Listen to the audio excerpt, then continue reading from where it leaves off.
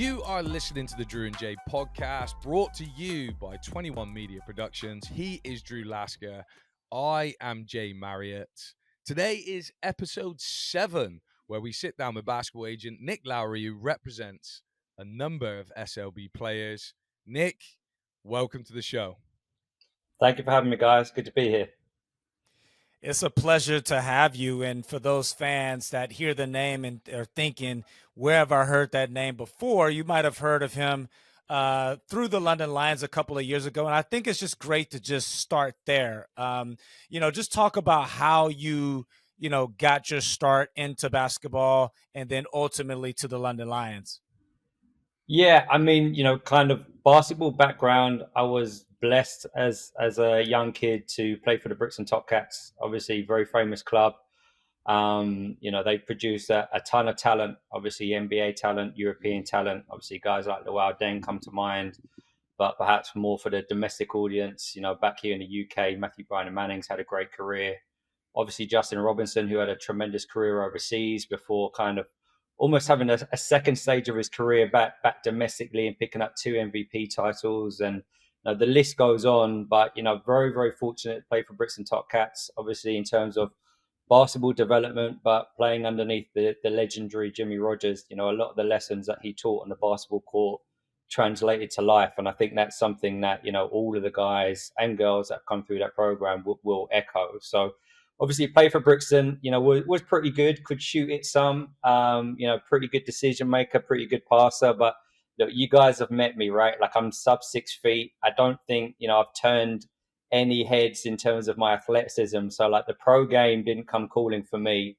After I was done with a solid junior career, as they say, I ended up worked 12 years in finance. During that time, continued to play. Got into coaching, started building a really strong kind of reputation, as a player development coach with a lot of guys playing pro, coached some National League men's, coached some university programs. And then, Vince McCauley, gave me my chance at the pro level. I ended up coaching for 5 years with the London Lions. A lot of change during that time, but loved every single moment of it. Every season was different, but every season was hugely enjoyable.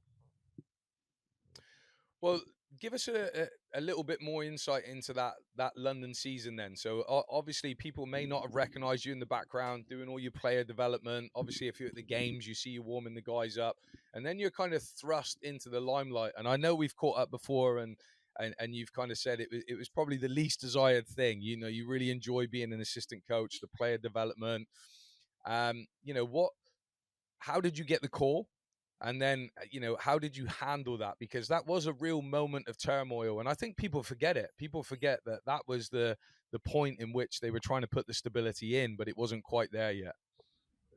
Yeah, I mean, look, I wish I could give you guys like this great answer that you could kind of clip up and use as clickbait, but man, I can't. Like it was as it looked. Like it was just super funky. It was a really funky season, and I think if you speak to anyone, players, coaches, any member of staff, back office staff, anyone in and around that club, like the one thing I think they would say is like that one season felt like 3 seasons, right? And like we'd gone through a lot of change in terms of coaches. Obviously, back office, there was a lot of change happening, and it really got to a point with like 6 weeks left that we were in this. I keep using the word funky, but this funky situation. And look, like you say, I had that relationship with the guys, doing a lot of the on-court player development stuff.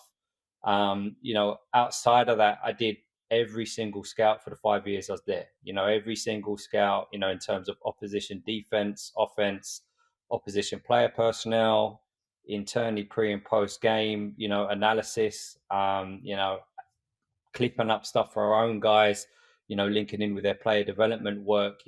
I'd done all of that. And then even outside of like the coaching stuff, I was taking on probably another half dozen roles for the club just to keep the wheels moving at that point. So I think it was really like who had the kind of like respect, engagement, trust from the players that, look, this is a funky situation, but how are we going to get over the line? So in the end, there almost wasn't a call. It was just like everyone was looking at each other and it was like, yeah, this is just going to happen. And I have to kind of like get a shout out to the players. You know, it wasn't the greatest situation for me or for them, but you know, between us, we kind of made it work as best we could for the final 6-7 weeks of the season.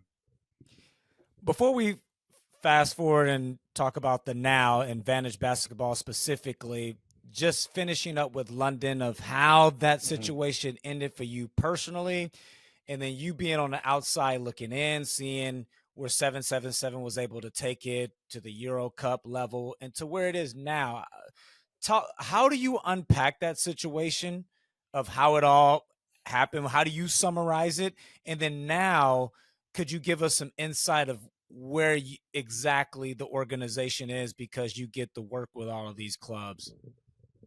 Yeah, I feel like there's a ton of questions in there. I don't know. You might It is. drill it down. It really Yeah, is. I mean, drill it down for me. Where do you want me to start? Oh man, I'm just greedy, man. I want all of it. No, I know, but on a serious note, like I just want, because I think it will be unique for the fans to get the perspective, because you were in it, then you were out of it, and you just got to see this thing unfold. I don't know what the conversations were when you were there about where they were going, but just give us a perspective from your inside knowledge to being able to see where it went and then where it is now.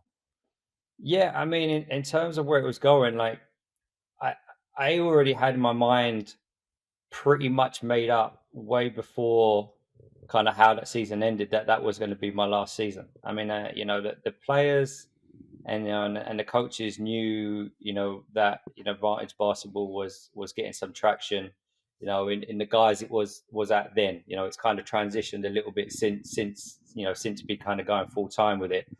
But you know, I was tempted to come back. You know, like they you know, management made a pitch to me, you know, several times during the off season, and like there were two big draws for me personally about why I was potentially going to do an extra year. You know, number one for me was working with Ryan Schmidt. You know, he kind of worked in more of a consultant type capacity my last year there, and I would have really enjoyed to work a year with him.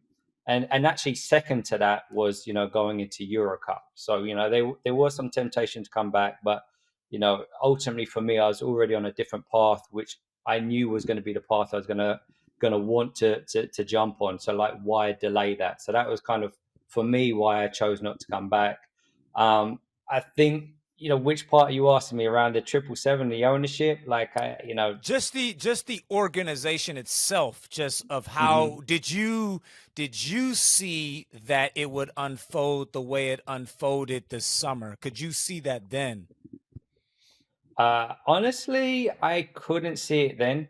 Now I'm not saying that there weren't some reservations and there weren't some things that you thought this isn't quite right.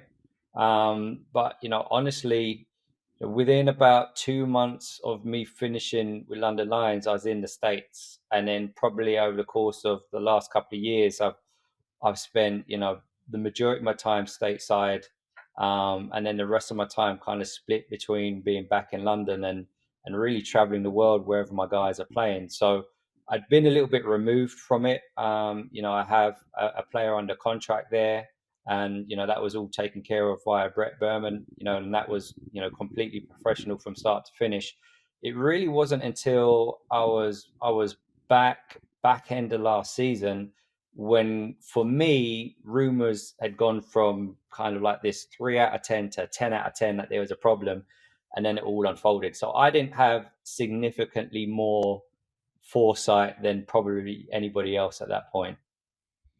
Do you feel, obviously, like with the new management now coming in, because you know, it looked like for a little while could even the London Lions be saved? You know, you're having dealings with that management. Do you feel that you know, they seem on a solid platform right now? I mean, yeah, the summer was a challenge because obviously we have Kieran Sandy under contract, so it's like, you know, we've got a player that had kind of outperformed the role that had been set out for him last year, and there was no one really to deal with during the summer. As in, like there were physically people around. Like, you know, Brett Berman was in constant communication, but you know it was an uncertain platform for him. So there were, you know, I speak to all the coaches there. There were conversations had, but there was no one that could really get to it with a deal with everything that was going on with the league and with the club. In terms of, we've signed Kieran back. Kieran signed on a 2-year deal, so we're confident that everything's in place. My dealings with the club have been super professional, but I don't have significantly more insight to give you than probably anyone else in and around the game. Well, let's focus on Vantage Basketball now, which you are is owner the right title to list you CEO, under? owner, CEO? founder, throw them all out. Basically running the shit. Good stuff. Take us through the lens of an agent. Let's pretend that it's June. I'm one of your clients. Hey, Nick, just talk us through how that process goes through. I'm one of your players. My season just finished. Take us through the summer. Well, first of all, if we're having our first conversation in June and your season finished in mid-May, I'm not doing my job right. That would be the first thing. So, we are a full service agency. We're not one of these agencies that kind of just deal with a ton of volume and just, pack people off and speak to them in 7 or 8 months' time. We really, are very diligent in how we look after our players. And, I'm in constant communication with all my guys very, very regularly.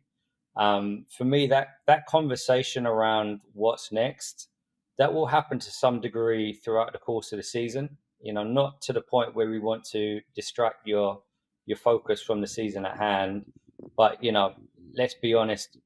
Once what aside from the upper tiers of European basketball in the NBA, most guys are on 1 or 2 year contracts. So there's always going to be a need to have some communication around where your career is trending, and what we can do to, hopefully build your goals as a basketball player. So usually the in-depth conversations will start to happen maybe from kind of March, where we'll start kind of speaking to different coaches and seeing what they need for next year. And then, around kind of like as their seasons are wrapping up, anywhere from end of April through to end of May, typically, we'll start highlighting where your profile as a player fits with the GMs and head coaches that we speak to within our network, and then essentially trying to make a match. But it's not like there's one conversation in June. There's conversations that are happening all the time around what you need to work on as a player and as a person. What club fits right for your game and your goals. So there's a constant narrative almost 12 months of the year. No, I love that. And if we kind of dial that into the SLB currently, I know you represent a number of players in the league, but I want to kind of focus on 2 players that actually play on the same team. So, you got the big boy Robinson down at Bristol Flyers, first year in the league. My kind of question to you, what kind of intrigues me in terms of a full service agency? So like, I'm not just talking, some of those other guys that use agency as a title. I'm talking about people that are trying to navigate their careers. What was the thought process of placing Robinson in Bristol? Obviously, there's some attraction there with EMBL and stuff like that as well. And how much further down the line do you go with the player?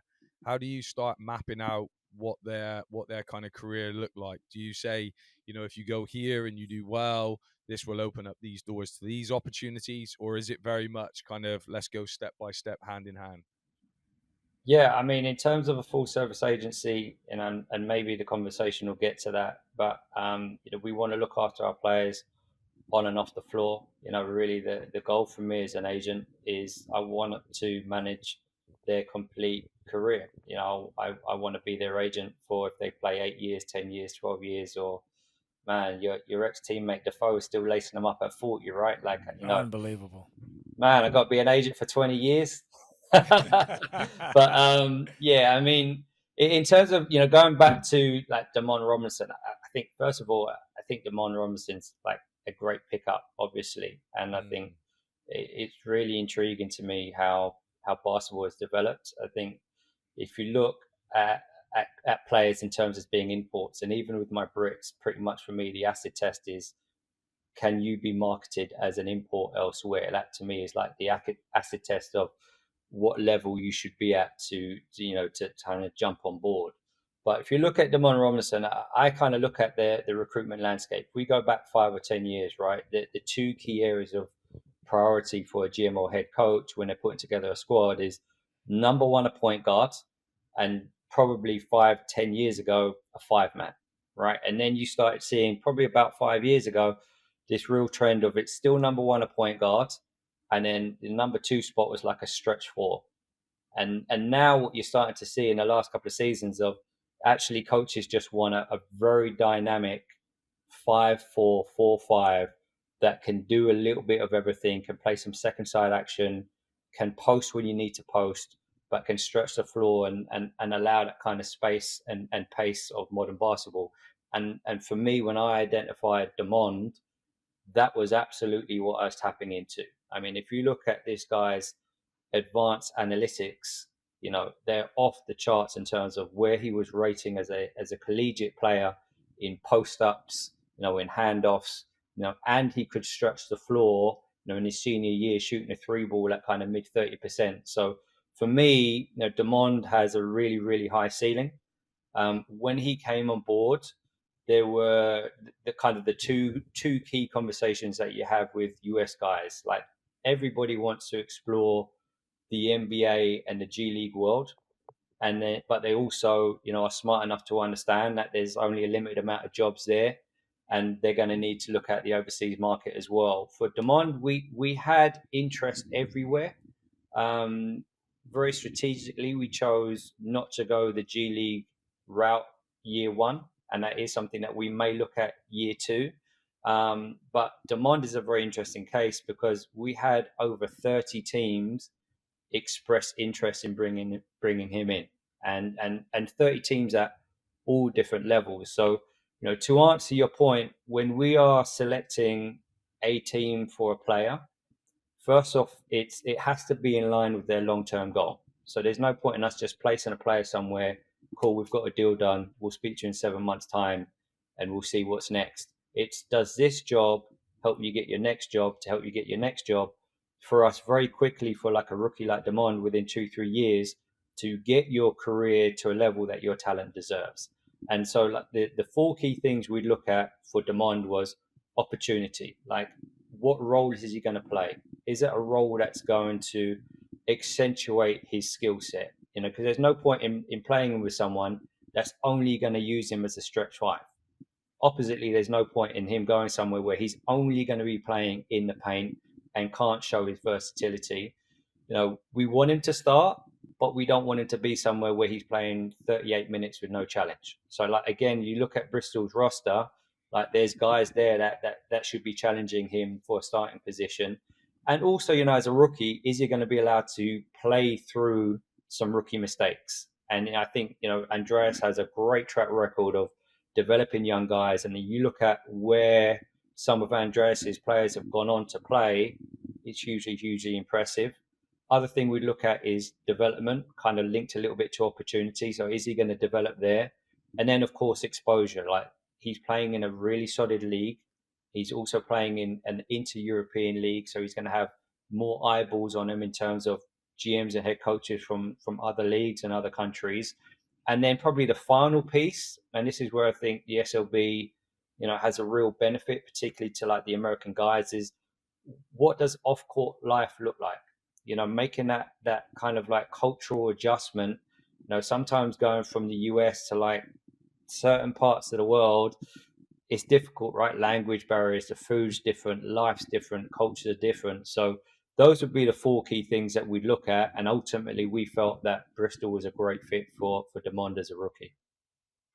Yeah, great insight. Let's move to another player, specifically focusing on the Eagles. You also have Jordan Spencer, who that was a very surprising signing when I seen across the ticker this summer, but a well-deserved signing because what he did for that Milton Keynes organization was unbelievable, getting them to Division I all the way from Division III. How do you describe his situation? Because he comes into Newcastle, and correct me if I'm wrong, as the backup point guard, or supposed to be the backup point guard. He does well in that role. Newcastle struggling to try to find an import point guard. So suddenly Jordan is thrust into the starting position, doing really well there. Hit a little bit of a plateau, struggle a little bit. Now he's moved back to the bench. So a lot of roles for someone that hasn't even gone through half of the season. So how do you kind of describe or break down his situation? Why were you surprised he was signed, though, Drew? No, I was surprised that he was signing new because he just wasn't on the radar. Okay. Yeah, he wasn't on. Okay. I hadn't heard of his name in like 2 years. Not from a talent standpoint. No, I'm just messing. I mean, look, he comes, in terms of a talent, like, if you look at his collegiate career, like his assists are off the charts, like, and assist to turnover ratio as well is phenomenal. And even early on in his career, in I say SLB, back then the BBL, he's a winner, man. Like he's picked up trophies, he's performed really, really well. And I think he's one of those players that maybe, fans don't always fully appreciate, but, I know head coaches definitely do. I think Jordan as well, I'm really, pleased to represent all my guys. My relationship with all my guys is really, really strong. Obviously, I know Jordan from having coached him previously as well. So there's like an extra depth to the relationship there. I think, Jordan's got, a great story to tell. It's his story to tell. But in terms of basketball, he's a great backup point guard. And in fairness, to the organization and to Jordan in the current situation, he was recruited to be the backup point guard. I think he showed his worth that he could deputize as a starting guard, early in the year when, recruitment perhaps wasn't quite as Eagles had hoped. And I think he outperformed that role. I think you're seeing right now a little bit of a course correction of him going back into the type of role that he was recruited for. But ultimately, Jordan's a vet. I think he turned 30 a couple of months ago. So like he's at that point mentally where he can deal with these change of roles, and he knows that there's going to be, another point in the season. The season's long where, hey, we don't want someone to get hurt, but guys do get banged up, or someone could get into foul trouble, and his number's going to be called again. So, Jordan's a professional. He's ready and waiting. Nick, just give me like a little bit of insight into his kind of motivations and his thought process, because like you said, he has had a really intriguing career, goes back to Milton Keynes. He could easily just stay there and be the hero. Like he's done some amazing things there, and they've built an amazing program. You said he's just turned 30. Like, what was his appetite in that conversation with you to go, hey, let's go again. Let's get back into the mix. Let's get back into the grind. Was it a surprise of interest from like a team like Newcastle Eagles, as I said, for being off the radar for a little while, or was it EMBL? What was the appetite for him to kind of say, okay, let's get back into the mix? Yeah, I mean, look, Jordan's a great case study, and like I've kind of touched upon, he has a story to tell. I think, and he does tell that story. He does a lot of public speaking around, his path, and I think he's got a lot of lessons that he can impart to the next generation of hoopers in terms of how to approach things on and off the court. Like I say, it's his story to tell, but as a basketball player, he does demand respect in that realm. I think for him, he was frustrated with how his career had gone. But credit to him that he approached playing in the lower tiers of British basketball the same as he would have done if he was playing in the SLB or the BBL. He was practicing every single day. He was getting into the weight room and doing the extra work. He was doing his own extra workouts. So he really approached that the right way. He worked on his game and he worked on himself as a person. So I think a lot of credit has to go his way. There was definitely an appetite for him to play back at the top level. I think he felt like, he needed to do that for himself. And, his talent demands that.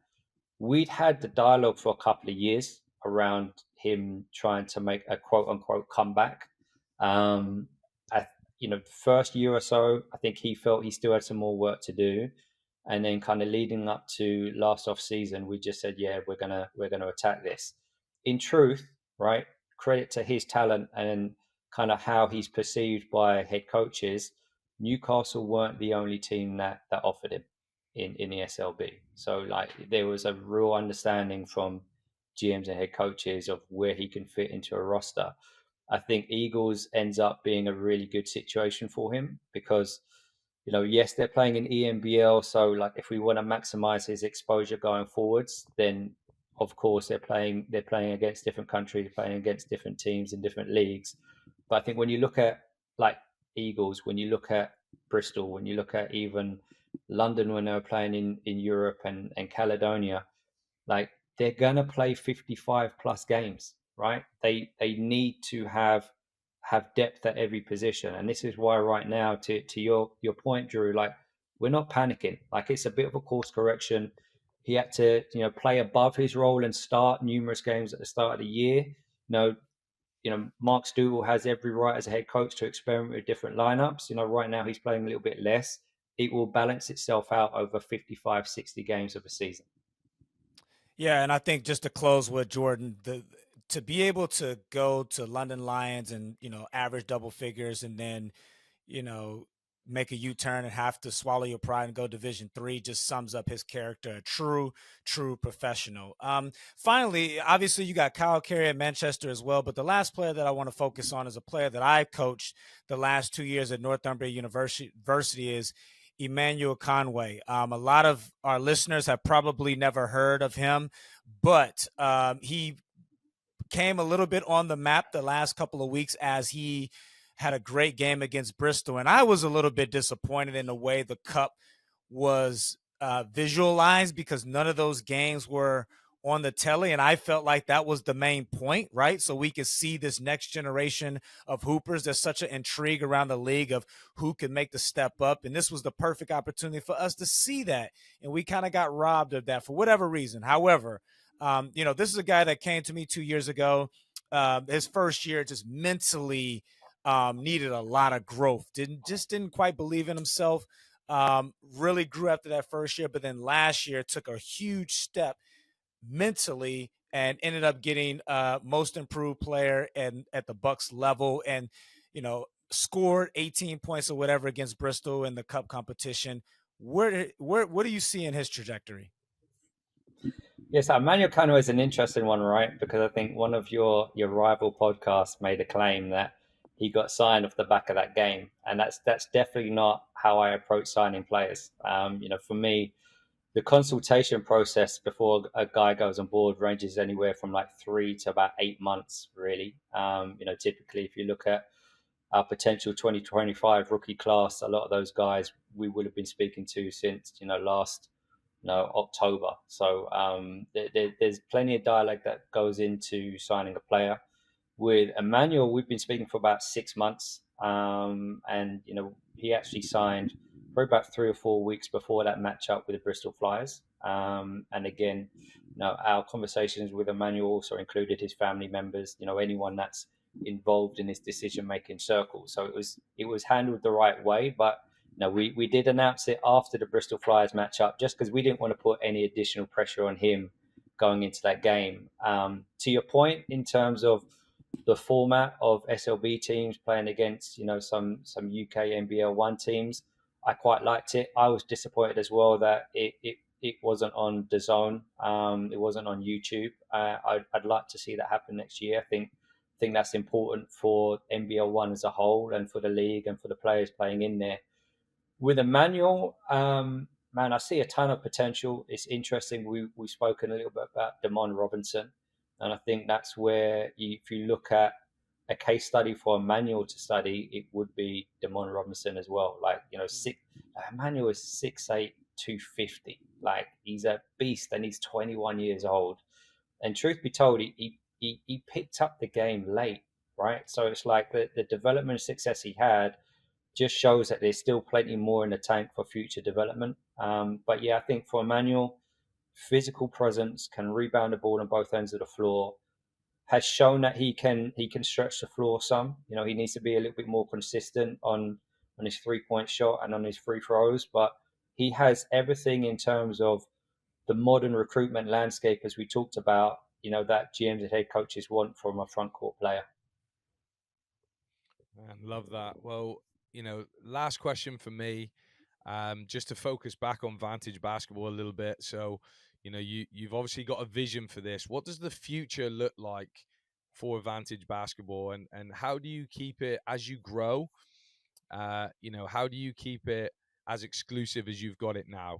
Because it seems to me like, just listening to you and hearing the conversations, you're adding a little bit of all of your experiences, right? So, go way back to Brixton and that culture and that growth and building in a culture, and then you're adding in player development and conversations, because everything you want as an agent. I don't know about you, Drew, but like, going back when I was playing, like, it would have been great to just be able to have basketball conversations, just be able to talk to you about how it's going week to week or month to month. And like you said, like, there can be no better advice to Jordan. I'm sure at times he might be thinking it's, oh, I haven't played that minute, maybe it's worse than it is. Getting that outside perspective of going, stay the course, we've got 55 games. These are priceless bits of information. So, you know where where do you want to go, and then when you get there, how do you keep it as special as it is now?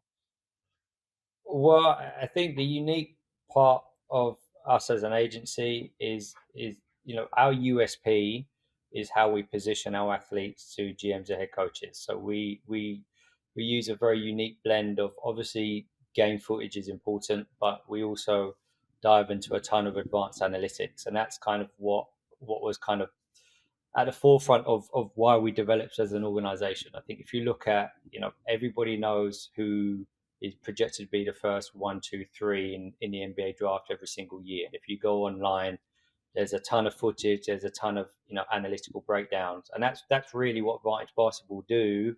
That's quite unique in the agency landscape, because once you get to the back end of the first round of the NBA draft, you get into the second round, and then outside of your projected top 100 guys, there's no agency that's really putting this level of scout breakdown into their players, which is important for the GMs and head coaches that we engage with. So I think that's what continues to make us different, and I hopefully would say that makes us special. But that's certainly one key factor.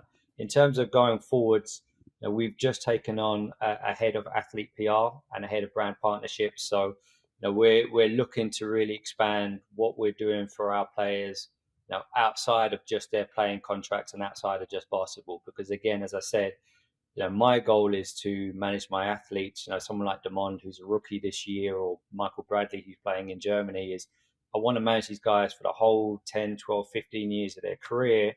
But something else that I'm passionate about, having coached at kind of like a mid-tier European level, is what I don't want from my guys is I don't want them to finish their basketball career and have to start their next career from scratch. So again, that's something that I'm putting a lot of effort into in the next 12, 18 months, of kind of building a division that take care of my athletes away from basketball, so that whatever they want to go to next, if it's like you guys presenting, being an analyst, being a coach, great, but maybe they want to make a move completely away from basketball, of making sure I've got that provision in place, so there's momentum already to their next stage of life and career outside of basketball. And one other thing that separates Vantage Basketball is those damn graphics. Man, they look good. Great job on that, Nick. Appreciate it, fellas. Man, we appreciate your time, man. Just for the listeners out there who are intrigued and want to learn more, tell us where they can find the organization on the socials, plug the website, all that great stuff that you have available. Yeah, they can go to the website, Vantage Basketball. They can also jump on the IG, which is Vantage Basketball as well. And you're welcome to drop me a message. I try and respond to everyone as best I can. So yeah, you can hit me up there. Man, thanks, Nick. That was awesome. A lot of insight right there into why maybe we should be coming out of retirement. Drew, you got any juice left? I'm good. Yeah, me too. Just, hey, do you represent a player who goes around and plays in testimonials? Is it a market for that? Might have some. I don't know. There could be. What do they call that? Like a lifestyle athlete or something like that, right? Yeah. Oh, hey, they're getting paid handsomely these days, those guys. Maybe that, but no, I'm good. Love it. Well, thanks so much, Nick, and hopefully we'll catch up again soon. All right, fellas. Keep doing great work. Speak to you guys soon. Cheers, Peace mate. out. Take care. Yep. Bye.